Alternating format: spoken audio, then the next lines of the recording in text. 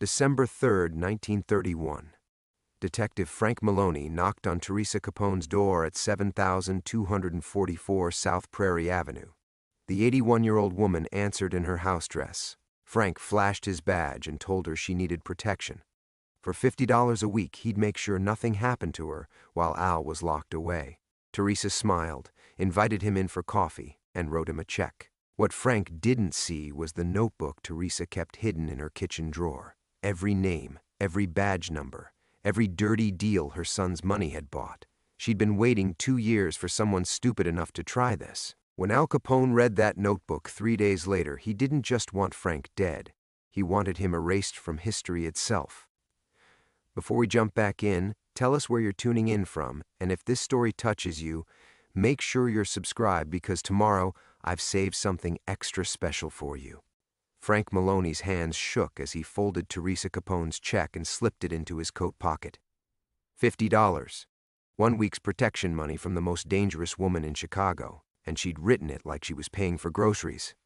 The old Italian woman shuffled back from her kitchen, steam rising from 2 chipped porcelain cups. Her house smelled of garlic and mothballs, the kind of place where widows counted rosary beads and remembered better days.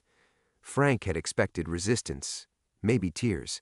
Instead, Teresa Capone moved with the calm efficiency of someone who'd buried 3 sons and still had laundry to hang.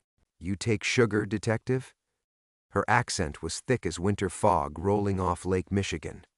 "No, ma'am." Frank accepted the cup, his badge still visible on his coat. 8 years carrying it had worn the metal smooth, but the weight felt heavier each day. "Mrs. Capone, you understand what I'm offering here? These are dangerous times.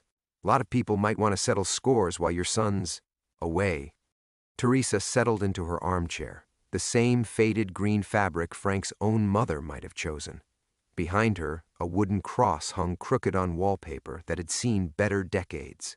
Family photographs lined the mantel, weddings, christenings, young men in suits who looked like they'd never learned to smile properly. "My Alfonso, he always said Chicago police work very hard." She sipped her coffee, studying Frank over the rim. Very dangerous job. "Many expenses, yes? Wife, children?" Frank's throat tightened. "Yes, ma'am. 2 daughters. Daughters expensive. Clothes, shoes, medicine when they sick." Teresa nodded knowingly. "You look tired, detective, like men who worry too much about money." The check in his pocket felt like it was burning through the fabric. Frank had practiced this conversation a dozen times, but sitting across from this elderly woman in her modest parlor, the words tasted like sawdust. 3 nights ago, he'd lost another $40 to Mickey Torino's floating poker game. His wife Helen's medicine cost $15 a week, and Dr. Brennan wouldn't extend credit past Christmas. The numbers ran through Frank's head like a prayer he couldn't escape. $97 owed to Torino, $16 left in the coffee tin, rent due in 12 days. "Mrs. Capone, I need you to understand something." Frank leaned forward, lowering his voice to the tone he'd used in 1,000 interrogation rooms. "Your son's got enemies, real enemies. Word on the street is some of them think you might be vulnerable while he's in federal custody." Teresa's eyes never left his face. They were dark as winter coal, and Frank had the uncomfortable feeling she was reading something written on his forehead that he couldn't see. "These enemies," she said carefully, "they have names. That's what you're paying me to know." Frank drained his coffee and stood. "50 a week keeps you informed, keeps you safe. My beat includes this neighborhood anyway, so nobody asks questions when they see me around." Teresa rose slowly, her joints protesting. She walked Frank to the door, her house slippers whispering across linoleum that had been scrubbed clean enough to eat off. At the threshold, she placed one weathered hand on his sleeve. "Detective Maloney." Her grip was surprisingly strong. "You married man, you understand family is everything, yes?" "Yes, ma'am." "Good. You come back next week, same time. We have arrangement now." She patted his arm like she might comfort a nervous grandchild. "You be careful walking home. December nights in Chicago, they very dangerous for man alone." Frank stepped into the bitter wind, pulling his coat tight. Snow had started falling while he was inside, dusting the sidewalks and parked cars with a thin layer of white, that would turn to brown slush by morning. The streetlights cast yellow circles in the growing darkness, and somewhere a few blocks over, a police siren wailed its way toward another emergency. He should have felt relief. $50 would cover Helen's medicine for 3 weeks, maybe 4 if he stretched it. Instead, walking away from 7244 South Prairie Avenue, Frank Maloney felt like he'd just signed his name to something he didn't understand. The old woman's parting words echoed in his head, and he found himself checking the shadows between streetlights. Behind him, Teresa Capone's front window glowed warm and yellow. Frank didn't look back, so he missed seeing her standing at the curtain, watching him disappear into the snow. He didn't see her walk to the kitchen and open the drawer beside the sink. He didn't see the leather notebook she pulled out, its pages already filled with careful handwriting in 3 different languages. And he certainly didn't see her pick up the telephone and dial a number she knew by heart, waiting patiently for someone in Atlanta Federal Penitentiary to accept her collect call. If you're following this story from anywhere in the world, drop a comment and let me know where you're reading from.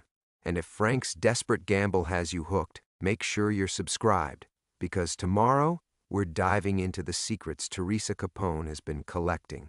And trust me, you won't want to miss what's written in that notebook. Introduction. Frank's apartment building squatted on Ashland Avenue like a tired boxer who'd taken too many hits to stay standing. The brick facade had turned the color of dried blood from years of Chicago soot, and the front steps sagged under the weight of too many footsteps and not enough repairs. As he climbed to the 3rd floor, each creak of the wooden stairs announced his arrival to neighbors he'd learned not to look in the eye. The hallway smelled of boiled cabbage and broken dreams. Mrs. Kowalski from 3 Billions was arguing with her husband again, their voices carrying through walls thin as newspaper. Frank fumbled for his keys, Teresa Capone's check still burning in his coat pocket like stolen communion money. Inside apartment 3C, the air hung heavy with the sweet medicinal smell of Helen's cough syrup and the lingering ghost of tonight's dinner, potatoes and yesterday's bread, stretched to feed 4 people. Frank hung his coat on the nail beside the door and listened to the familiar sounds of his family settling into evening routines. 8-year-old Margaret came running from the kitchen, her stockings sliding on the worn linoleum. She wrapped thin arms around his waist, and Frank felt something in his chest ease for the first time all day. Mama made soup. Well, she tried to make soup. It tastes like water, but don't tell her I said so. "Where is your mother?" Frank asked, smoothing Margaret's dark hair. She had Helen's eyes, the color of Lake Michigan on a clear day, but lately those eyes seemed too old for her face. Children in their neighborhood learned early that winter meant hunger, and rent money sometimes meant choosing between heat and medicine. Lying down, she had another bad spell after lunch. Margaret lowered her voice to a whisper. "The coughing got real bad, Papa. Mary made her tea, but she couldn't stop shaking." Frank's jaw tightened. Helen's tuberculosis had been getting worse since October, the wet cough that rattled in her chest like loose change in a tin can. Dr. Brennan said the new medicine might help, but it cost more than Frank made in a week of honest police work, and honest work was getting harder to come by. 15-year-old Mary emerged from the kitchen, wiping her hands on a dish towel that had seen better years. She had Frank's stubborn chin and her grandmother's practical nature. The kind of girl who learned to darn socks and stretch soup bones because someone had to keep the family fed. "Evening, Papa." Mary kissed his cheek, then studied his face with the careful attention she'd inherited from watching her mother count pills and measure medicine. "You look tired. There's coffee on the stove, if you can call it coffee." Frank pulled both daughters close, breathing in the smell of their hair, soap and innocence, and the faint scent of the lavender water Helen still splurged on for special occasions. These were the moments that made everything else bearable. Margaret's giggle when he tickled her ribs, Mary's serious expression as she planned tomorrow's meals with the precision of a general mapping strategy. "Go finish your schoolwork," he told them. "I need to check on your mother." The bedroom door was cracked open, letting in just enough light from the hallway to navigate around the furniture they'd bought back when Frank believed honest work would be enough. Helen lay curled on her side, her brown hair spread across the pillow like spilled coffee. Even in sleep, her breathing sounded labored, each inhale a small victory against the disease eating away at her lungs. Frank sat on the edge of the bed, careful not to disturb the mattress. Helen's face had grown gaunt over the past months, her cheekbones sharp as broken glass. She'd been beautiful when they married.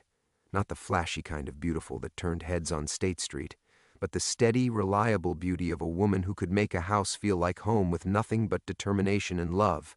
Frank? Helen's eyes opened, focusing slowly. You're late tonight. Had to work late. New case. The lie tasted bitter as burnt coffee, but Frank had learned that some truths were too heavy for sick wives to carry. How are you feeling? Better. Another lie spoken with the gentle conviction of a woman protecting her husband from worries he couldn't fix. Dr. Brennan stopped by this afternoon. He says the new medicine should help, but what? Nothing. Just tired. Helen reached for his hand, her fingers cold as January wind. Mary's been taking good care of everything. That girl's going to make some man very happy someday. Frank squeezed her hand, feeling the delicate bones beneath skin that seemed almost transparent. Don't worry about the medicine money. I've got it handled. Helen's eyes searched his face in the dim light. 23 years of marriage had taught her to read the lines around his mouth, the way his shoulders carried stress like sandbags against a flood. Frank Maloney, she said softly. What did you do? Before Frank could answer, a sharp knock echoed through the apartment. 3 deliberate raps that cut through the evening quiet like gunshots. Frank's blood turned to ice water. In 8 years of taking Capone money, nobody had ever come to his home. The arrangement was sacred. Dirty business stayed on the street, away from wives and children. Stay here, he whispered to Helen. But she was already reaching for her robe with the instinct of a cop's wife who'd learned that midnight visitors rarely brought good news. Another knock, more insistent this time. Margaret's voice drifted from the living room. Papa? Someone's at the door. Frank moved through the apartment like a man walking to his own execution. Through the peephole, he saw a Western Union boy, maybe 16, shifting nervously in the hallway. The kid's breath came out in small puffs.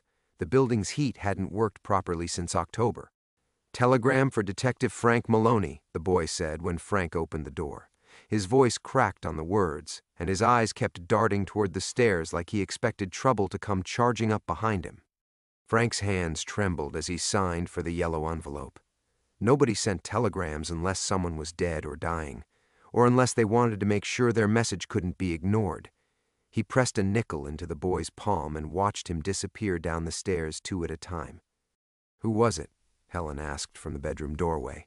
Her robe pulled tight against the December cold that seeped through their windows like unwelcome truth. Just a message from the station. Frank's voice sounded strange in his own ears. Probably about tomorrow's shift.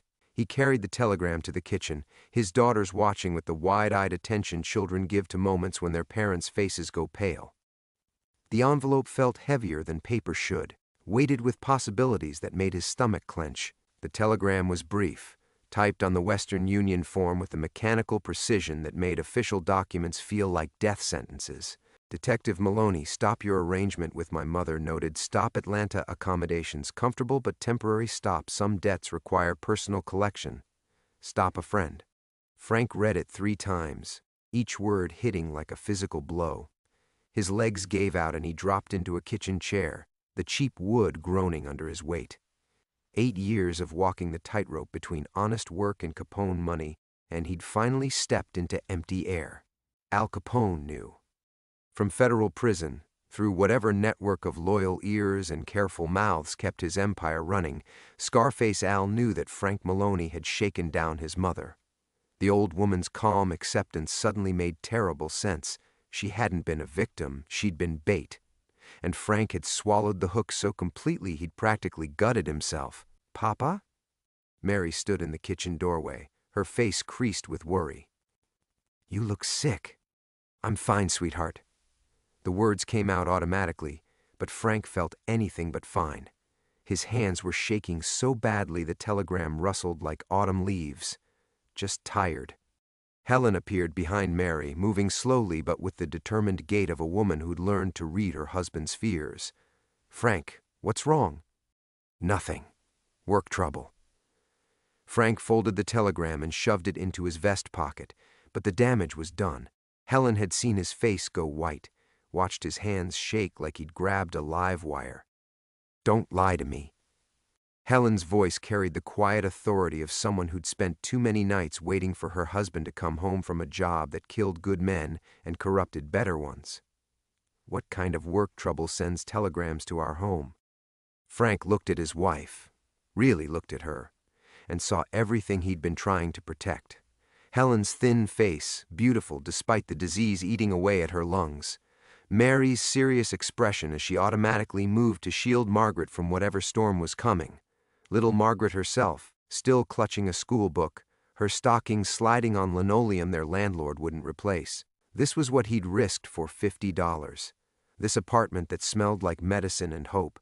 These 3 women who trusted him to keep them safe in a city that devoured families like Sunday dinner. The telegram felt like it was burning through his vest pocket. Al Capone was in federal prison, but his reach extended far beyond Atlanta's walls. Frank had heard stories, whispered in station houses, and spoken in the careful code cops used when discussing things that officially didn't exist. Stories about what happened to men who crossed the Capone family. Bodies found in Lake Michigan, faces beaten beyond recognition, entire families that simply disappeared, leaving behind empty apartments and unpaid rent. But it was the signature that truly terrified him, a friend. Not signed by Capone himself, but by someone speaking on his behalf, someone who knew where Frank lived, knew he had a wife and daughters, knew exactly which pressure points would cause the most pain. Helen moved closer, her bare feet silent on the cold floor. "Frank, you're scaring me." For the first time in his adult life, Detective Frank Bones Maloney had no idea what to say. The careful balance he'd maintained for 8 years, taking Capone money while protecting his family, had just collapsed like a house built on quicksand. Frank stared at Helen's worried face, his mouth opening and closing like a fish drowning in air. The telegram seemed to pulse against his chest, each heartbeat driving the words deeper into his consciousness.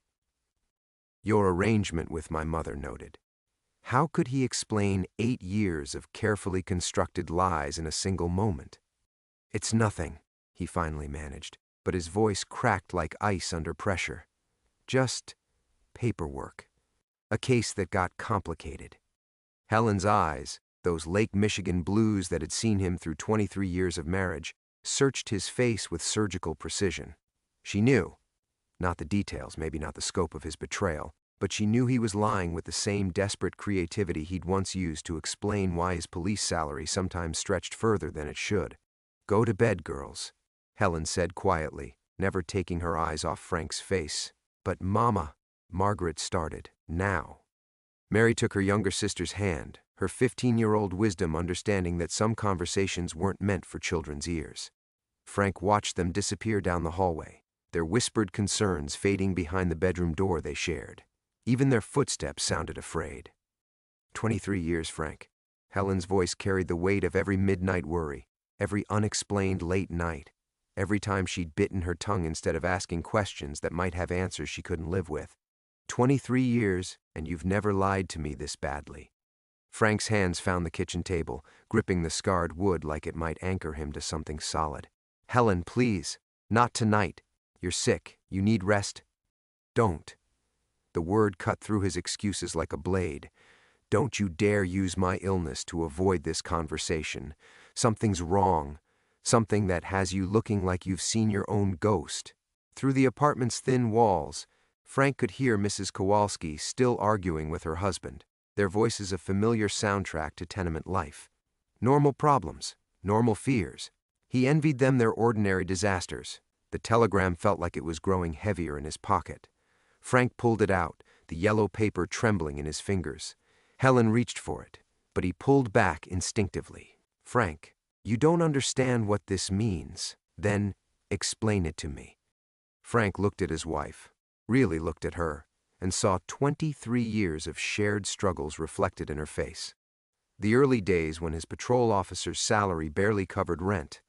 The nights she'd waited up while he worked double shifts to pay for Mary's school shoes.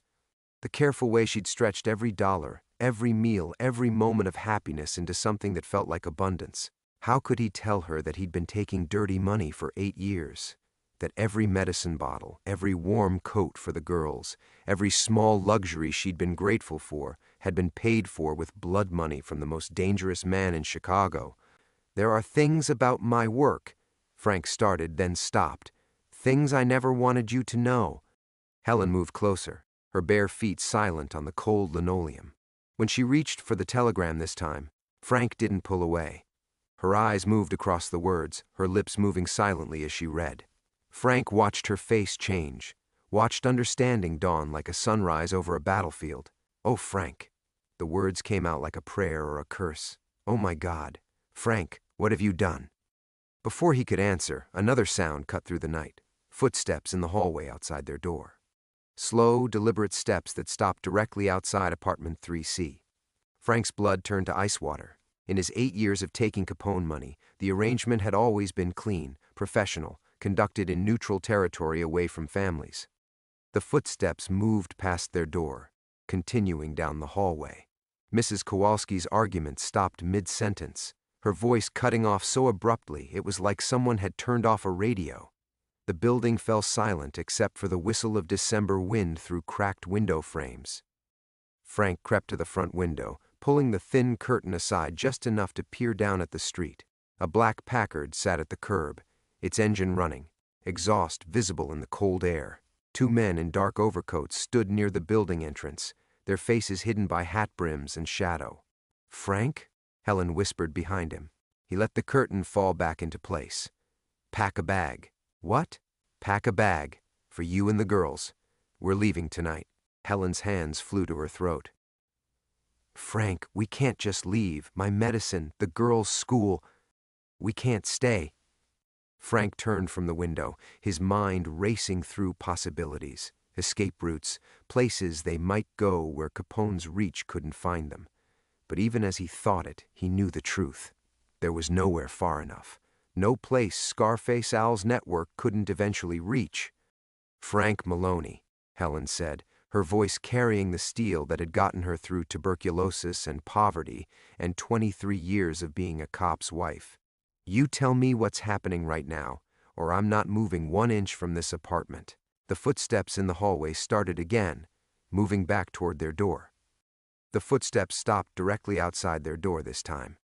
3 soft knocks followed, almost polite in their restraint. Frank's hand moved instinctively toward the service revolver at his hip, muscle memory from 25 years of police work, but his fingers found only empty air. He'd left the gun in his coat pocket by the door. "Frank Maloney?" The voice through the door was cultured, educated, not what Frank had expected from Capone muscle. "I'd like a word, if you don't mind." Helen's face had gone white as winter sky. She clutched the telegram against her chest like a shield that might protect her from the truth it contained.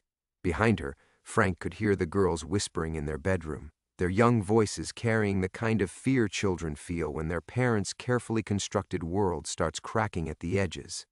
"Just a moment," Frank called out, surprised his voice sounded almost normal. He turned to Helen, seeing his own terror reflected in her eyes. "Take the girls to the back bedroom. Lock the door. Frank. Now, Helen. Please." She hesitated, 23 years of stubborn loyalty warring with maternal instinct. Then she nodded, moving toward the girls' room with the careful, measured steps of someone trying not to appear afraid. Frank heard her voice, low and urgent, followed by the soft click of a door closing. Frank straightened his vest, ran a hand through his graying hair, and opened the front door. The man in the hallway looked like a banker or a lawyer, expensive overcoat, polished shoes, the kind of quiet confidence that came from never having to raise your voice to be heard. He was younger than Frank had expected, maybe 40, with pale eyes that seemed to catalog every detail of the shabby apartment behind Frank's shoulder. "Detective Maloney. I'm Thomas Jenna. I represent certain business interests." The man's smile never touched his eyes. "May I come in?" "My family's sleeping," Frank lied. "Of course. Then perhaps we could speak privately downstairs?" "My automobile is quite comfortable." Frank looked past Jenna toward the stairwell, calculating distances, escape routes. the likelihood that he could make it to the street before the men downstairs decided conversation time was over. The mathematics of survival had never been Frank's strong suit. Lead the way. The Packard's interior smelled like expensive leather and cigarettes that cost more than Frank made in a day. Jenna settled into the passenger seat with the casual grace of someone accustomed to luxury, while Frank found himself squeezed between two silent men whose overcoats couldn't quite hide the shoulder holsters underneath. "You've been a friend to our organization for many years, Detective," Jenna said conversationally, as if they were discussing the weather. "Mr. Capone has always appreciated your discretion." Frank's mouth felt like it was full of sawdust. "I've honored our arrangement." "Oh, absolutely. 8 years of reliable service. Information about federal raids, convenient oversights during certain shipments, testimony that somehow failed to materialize at crucial moments." Jenna's pale eyes studied Frank with the detached interest of a scientist examining a particularly interesting specimen. "You've been quite valuable." The past tense wasn't lost on Frank. Have been valuable, notar valuable. He thought about Helen's medicine, about Mary's dreams of attending teachers' college, about Margaret's laugh when he helped her with arithmetic problems at the kitchen table. "But then there's the matter of Mrs. Capone," Jenna continued. "A lovely woman, quite fond of her son, as you might imagine. I was desperate. My wife's sick. We needed money." "Yes, we know all about Helen's tuberculosis. Terrible disease. So unpredictable." Jenna's voice carried just enough sympathy to sound genuine, just enough threat to make Frank's blood turn cold. "The new treatments show promise, I'm told. Of course, they're quite expensive, and they do require consistent medical supervision." Frank felt the walls of his world closing in with each carefully chosen word. This wasn't just about his betrayal anymore. This was about everything he'd ever loved, everything he'd spent 8 years taking dirty money to protect. "What do you want?" "Mr. Capone would like to see you tomorrow evening. There's a warehouse on Pier 19, you know the one. Come alone, of course." Jenna reached into his overcoat and withdrew a small envelope, a gesture of good faith, for Helen's medicine. Frank stared at the envelope, knowing that taking it would seal whatever fate Jenna had planned for him. But inside that envelope was probably more money than he'd see in months of honest police work. Money that could keep Helen alive a little longer, could buy Mary new shoes for school, could put food on their table through the worst of winter. His hands were shaking as he reached for it. "Excellent," Jenna said softly. "Tomorrow night, then, 8 o'clock sharp." The car door opened beside him, letting in the December cold and the smell of his own fear. Frank stepped out of the Packard on legs that felt like water, the envelope burning against his palm like a piece of coal. The car pulled away from the curb with the quiet purr of expensive machinery, leaving him alone on the sidewalk with the weight of his own stupidity pressing down like a collapsed building. He climbed the stairs to his apartment slowly, each step carrying him deeper into the understanding of what he'd really done. 8 years of careful balance. 8 years of telling himself he was protecting his family by taking Capone money, and it had all been built on the most dangerous lie of all, that he could control any part of this arrangement. The apartment door stood slightly ajar. Frank pushed it open to find Helen sitting at the kitchen table, still in her nightgown, her hands folded with the rigid composure of someone holding herself together through sheer will. "The girls?" Frank asked. "In their room. I told them you were discussing work with a colleague." Helen's voice carried the brittle quality of thin ice. "How long, Frank?" Frank closed the door, turned the lock, checked it twice. "How long what?" "Don't." The word came out sharp enough to cut glass. "Don't you dare pretend you don't understand the question. How long have you been taking money from Al Capone?" Frank felt something fundamental shift inside his chest, like a bone breaking cleanly. There was no point in lying anymore. The careful fiction he'd built around their lives, the story he'd told himself about protecting his family, lay in ruins around his feet. 8 years, he said quietly. Helen's face didn't change, but Frank saw her hands tighten until her knuckles went white. 8 years. Since before Margaret started school. Since... She stopped, her eyes moving around their apartment as if seeing it for the first time. Oh God, the medicine. Mary's school clothes, the extra food when I was worse sick, Helen, blood money. Her voice was barely a whisper. "I've been grateful for blood money." Frank moved toward the table but stopped when Helen's eyes fixed on him with an expression he'd never seen before. Not anger, something colder than that, something that made him feel like he was looking at a stranger wearing his wife's face. "You let me thank God for it," Helen said. "Every time the medicine helped, every time we could afford something the girls needed, I thanked God for providing. And all the while, it was—" She gestured helplessly toward the door where Jenna had stood. "It was them. I was protecting you," Frank said, the words sounding hollow even to his own ears. "Protecting me?" Helen stood up so fast her chair scraped against the floor. "By making us dependent on the most dangerous criminal in Chicago? By putting our children in debt to murderers? You don't understand." "Then explain it to me." Helen's voice rose for the first time, years of suppressed questions and careful ignorance finally breaking free. "Explain to me how taking money from killers protects anyone." Frank opened his mouth and found he had no answer. For 8 years he'd told himself he was being smart, practical, realistic about the way Chicago really worked. But standing in his kitchen, looking at his wife's face, he finally heard how it sounded out loud. "I needed the money," he said finally. "Your medicine, the girls' needs. On a police salary, we would have lost everything. So instead, you sold our souls." Helen's words hit like physical blows. "You made us part of it, Frank. Every dollar we spent, every meal we ate, every night I slept peacefully thinking my husband was one of the good men, it was all built on other people's blood."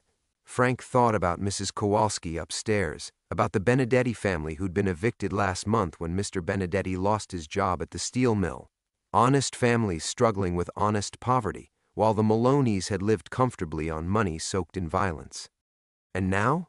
Helen's voice had gone quiet again, but it was the quiet that comes before storms. "What happens now that you've— What did you do to his mother, Frank?"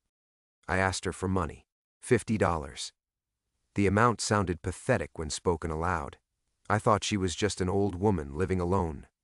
Helen stared at him for a long moment. Then she laughed, a sound so bitter it made Frank's teeth ache. $50. You risked our lives, our children's lives, for $50. I was desperate. You were stupid." Helen moved to the window, looking down at the street where the Packard had been. 8 years of being careful, 8 years of whatever arrangement kept us safe, and you threw it away for $50. Frank wanted to explain about the gambling debts, about the pressure, about how trapped he'd felt. But looking at Helen's face in the dim kitchen light, he realized the truth that had been staring at him all along. He'd never been protecting his family at all. He'd been protecting himself. The money had made him feel powerful, important, like he mattered in a world that chewed up ordinary cops and spat them out. "What did that man want?" Helen asked. Frank pulled out the envelope Jenna had given him. "Capone wants to see me, tomorrow night." Helen looked at the envelope like it might contain a snake. "And you're going to go. I don't have a choice." For the first time since he'd come home, Helen's expression softened slightly. Not forgiveness, something sadder than that. Pity, maybe, or grief for the man she'd thought she'd married. "There's always a choice, Frank," she said quietly. "You've just been making the wrong ones for so long, you've forgotten what the right ones look like." Frank stood frozen in the kitchen, Helen's words echoing in the silence between them. The envelope from Jenna felt heavier in his hand, its weight seeming to multiply with each passing second. Through the thin walls he could hear the building settling into the deep quiet that came just before dawn, that liminal hour when the night shift workers headed home and the day shift hadn't yet begun. What would the right choice look like? Frank asked, his voice barely above a whisper. Helen turned from the window, and in the gray pre-dawn light, Frank could see every year of their marriage etched in her face, the laugh lines that had deepened during good times, the worry creases that had appeared during lean months, the hollow shadows that tuberculosis had carved beneath her eyes. "We could run," she said, but without conviction. "Pack what we can carry and disappear before tomorrow night." Frank thought about the men in the Packard, about Jenna's pale eyes and polite threats. "There's nowhere far enough, Helen, you know that." "I know." She moved to the stove, her hands automatically going through the motions of making coffee, even though neither of them would drink it. Normal actions in an impossible situation. So what else? Go to the police? The bitter irony of it made Frank's chest tight. I am the police. And half the department is either on Capone's payroll or too scared to cross him. The federal agents, then. The ones who put him away. Frank had considered that during the long walk home from Teresa Capone's house, but the mathematics were brutal. And tell them what? That I've been feeding information to Capone for 8 years? That I'm a corrupt cop who finally bit off more than he could chew? He shook his head. Even if they believed me, even if they offered protection, what kind of life would that be for you and the girls? Hiding forever, looking over our shoulders, waiting for the day Capone's reach finds us anyway. Helen's hand stilled on the coffee pot. So you've already decided. I'm going to meet him tomorrow night. And then? Frank looked toward the girls' bedroom door behind which his daughters slept peacefully, still believing their father was a hero who protected people from bad men. The truth was so much uglier than that. He'd never been protecting anyone. He'd been collaborating, taking 30 pieces of silver every month while telling himself it was for noble reasons. Maybe I can fix this, Frank said, knowing how pathetic it sounded. Maybe I can convince him. Frank, Helen's voice cut through his desperate planning. Stop lying to yourself. Just this once. Stop pretending you have control over any of this. The words hit him like a physical blow, but they also carried an odd sense of relief. For 8 years he'd carried the weight of believing he was managing an impossible situation, balancing on a tightrope between his family's needs and his soul's corruption. The truth was simpler and more terrible. He'd never been managing anything. He'd been drowning slowly, and now the water was finally closing over his head. I never meant for it to go this far, Frank said. I know.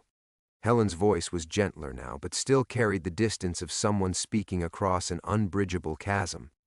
The first time, it probably seemed like easy money for harmless information, just looking the other way when a truck full of liquor drove past. What's the harm in that? Frank nodded, remembering that first envelope 8 years ago. $50, more than a week's salary, just for forgetting he'd seen a particular license plate number. It had felt like providence at the time, a gift from God when Helen's medical bills were mounting and the girls needed winter coats. But it never stops there, does it? Helen continued. Each time they ask for a little more, and each time you tell yourself it's the last time, that you'll get out after this one favor, until one day you wake up and realize you're not just taking their money, you're one of them. The truth of it settled in Frank's stomach like a lead weight. He thought about all the crimes he'd helped cover up, all the evidence that had mysteriously disappeared, all the witnesses whose testimonies had somehow become unreliable. He'd told himself he was protecting his family, but he'd really been protecting his own comfort, his own ability to provide without having to face the hard choices that honest men made every day. From the girls' bedroom came the sound of Margaret coughing in her sleep, a small, delicate sound that reminded Frank of Helen's illness, of how fragile everything he loved really was. In a few hours, his daughters would wake up and expect breakfast, expect their father to help them with their arithmetic, expect the world to make sense the way it always had. What do I tell them? Frank asked. Helen was quiet for a long moment, her hands still wrapped around the coffee pot. When she finally spoke, her voice carried the weight of final decisions, of bridges burned beyond repair. You tell them their father tried to be a good man, but made too many bad choices. Frank stared at his wife across the kitchen table, her words hanging between them like a death sentence already passed. Outside, the first pale light of dawn crept through their window, illuminating the coffee that had gone cold hours ago, and the envelope that represented 8 years of compromise finally come due. Helen? No. She held up her hand, and Frank saw something in her face he'd never seen before. Not anger, not fear, but a terrible clarity. You're going to sit there and listen to me for once, Frank Maloney. Really listen, not just wait for your turn to make excuses. Frank's mouth closed. In 23 years of marriage, Helen had never used that tone with him, even during her worst illness. Even when the medical bills had threatened to swallow them whole, she'd maintained the gentle deference of a woman who trusted her husband to handle the world's ugliness while she tended to their home. I knew. Helen said quietly. Not the details, not the names, but I knew the money wasn't clean. The words hit Frank like a physical blow. You never said, because I was a coward. Helen's voice carried the weight of her own confession. Because it was easier to pretend, to tell myself my husband was just better at his job than other policemen. To accept the medicine and the food and the little luxuries without asking the questions I should have asked. She stood up, moving to the window that overlooked the alley where neighborhood children played on better days. Now it was empty except for shadows and the detritus of urban decay. Broken bottles, scraps of newspaper, the carcass of a cat that had frozen during the last cold snap. But when I saw you come home tonight, when I watched you take that man's money even knowing what it meant, Helen turned back to face him. I realized we've both been living a lie, Frank. The only difference is you convinced yourself it was noble. Frank felt something crumbling inside his chest. Everything I did was for you and the girls. Every compromise, every... Stop! Helen's voice cracked like a whip. Just stop. Do you know what Mary told me last week? She said she wants to marry a policeman when she grows up, just like her daddy. Because policemen protect people from bad men. The weight of his daughter's innocent words pressed down on Frank like a collapsed building. He thought about Mary's bright eyes when she talked about her future, about Margaret's trust when he helped her with schoolwork, about the way both girls looked at him like he was something heroic. They worship you, Helen continued. They think you're the bravest man in Chicago. And tomorrow, when this all comes apart... She stopped, pressing her hand to her mouth as if the words were too terrible to speak aloud. It doesn't have to come apart, Frank said desperately. Maybe I can reason with him. Capone's a businessman. Maybe we can work something out. Helen laughed, but there was no humor in it. Listen to yourself. You're talking about reasoning with a man who had 7 people executed in a warehouse, a man who built an empire on other people's fear. She shook her head. There's no reasoning with monsters, Frank. There's only the choice between becoming one yourself or refusing to. Frank opened his mouth to argue, but the words died in his throat, because Helen was right, and somewhere deep in his soul he'd always known it. Every envelope he'd accepted, every blind eye he'd turned, every piece of evidence that had mysteriously disappeared, it had all been steps down a path that led to this moment, this reckoning. So what do you want me to do? Frank asked. Walk away? Disappear and leave you to face whatever comes next alone? For a long moment, Helen didn't answer. When she finally spoke, her voice was so quiet he had to lean forward to hear her. I want you to remember who you used to be, she said. Before the money, before the fear, before you decided that survival was more important than honor. She moved closer, and Frank could see tears glistening in her eyes. I want you to remember the man I married, the one who became a policeman because he thought he could make a difference. Frank felt his own eyes burning. That man was naive. He didn't understand how the world really works, maybe, but he was also good. And right now, good is all we have left. From the girls' bedroom came the sound of Margaret stirring, probably awakening to another day of school and childhood routines. In a few hours, she would sit at this same table eating breakfast, chattering about arithmetic and playground gossip, unaware that her father's choices had finally caught up with their family. Frank looked at the envelope in his hands, then at his wife's face, and finally understood what Helen had been trying to tell him. The choice wasn't between safety and danger anymore. It was between dying as the man he'd become or dying as the man he'd once been. Frank set the envelope on the table and pushed it away from him. The motion felt ceremonial somehow, like laying down arms after a long war. You're right, he said quietly, about all of it. Helen's expression didn't change, but something in her posture softened slightly, as if she'd been holding her breath for 8 years and could finally exhale. From the bedroom came the sound of small feet hitting the floor, followed by Margaret's voice calling for her mother. The normal world was waking up around them, milk trucks rumbling down the street, factory whistles in the distance, the mundane machinery of another Chicago morning grinding to life. But inside their kitchen, everything had changed. Mama's coming, sweetheart, Helen called back, then looked at Frank. What are you going to do? Frank stood up slowly, his joints protesting. When had he gotten so old? When had the weight of compromise carved such deep lines around his eyes? He walked to the window and looked down at the street where honest men were heading to honest work, carrying lunch pails and wearing clothes that might be patched but were paid for with clean money. "I'm going to go see him tonight," Frank said. "But not to beg, not to negotiate. Frank, I'm going to tell him the truth." The words felt strange in his mouth, like a language he'd forgotten how to speak. About the gambling, about being desperate enough to shake down his mother, about 8 years of taking his money while hating myself for it. He turned back to Helen. "And then, I'm going to give him back every favor I owe him." Helen's face went pale. "You know what that means." "I know." Frank felt an odd sense of peace settling over him, like snow covering the ugliness of the city in clean white. "But maybe if I do it right, if I'm straight with him about everything, he'll leave you and the girls alone. Criminal or not, Capone has his own code.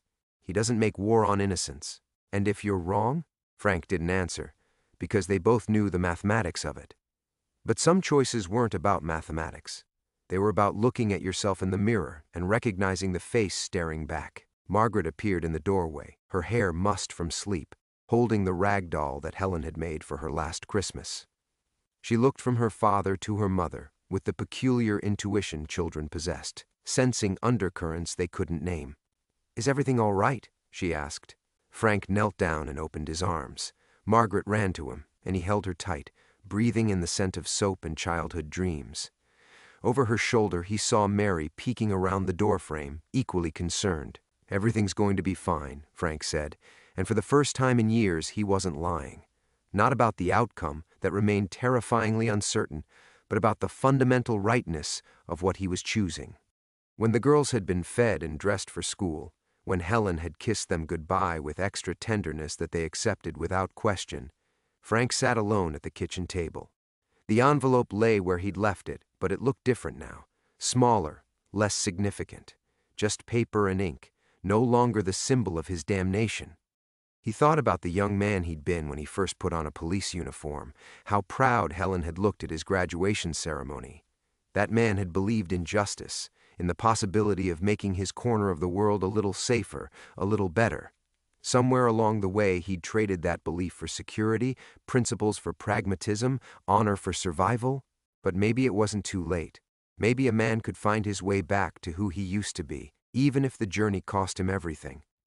Frank stood up and put on his coat. He had 8 hours before his appointment with Al Capone, 8 hours to set his affairs in order. He would go to the station, clean out his desk, leave a letter explaining everything for the federal agents who would inevitably come looking. He would visit the savings account, where he'd hidden what remained of Capone's money over the years. Not much, but enough to provide for Helen and the girls for a while, if handled carefully. And then he would keep his appointment. He would walk into that meeting not as a corrupt cop begging for mercy, but as Frank Maloney, the man Helen had married, the father his daughters deserved to remember. At the door, he stopped and looked back at the kitchen where his family had shared so many meals, so many quiet moments of happiness built on foundations of sand. The morning light slanted through the window, illuminating the worn linoleum, the chipped paint, the honest poverty that had once seemed like failure but now looked like grace. Outside, Chicago sprawled in all its brutal magnificence, a city of dreams and nightmares, where good men sometimes fell and fallen men sometimes found their way back to redemption. Frank Maloney stepped into that city for the last time as the man he'd become, and prepared to meet his fate as the man he'd always been meant to be.